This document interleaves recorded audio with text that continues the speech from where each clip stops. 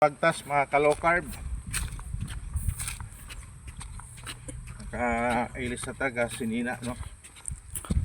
Ayun ta, try na to maabot tag 1 hour or 1 hour and a half, no?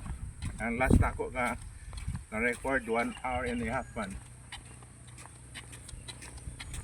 Next siguro mag-explore ta og 2 hours sa walking.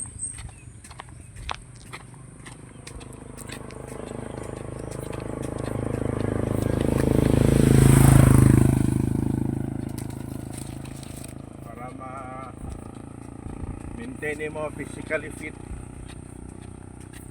while nag-low carb ka, sabay yun ang physical activities, no? Walking, anything buhato ni mo nga malihok lang ni mo imong lawas.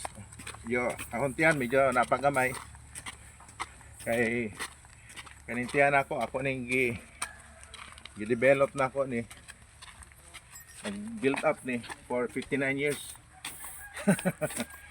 59 years mo na ako nintihan. So dapat karon mga 45 days pa lang. Wala pa. Pero di lang ina-experience na to. Pero less man ko na ako ang belly fat exercise. Dapat ang belly fat exercise ato na to para pa kiyos pa jud sa tiyan. Sila padayon lang sa atong low carb journey, and mga pila ka few months later makita na itong resulta. So ako lang gina-document, no? Kung lawas pa ni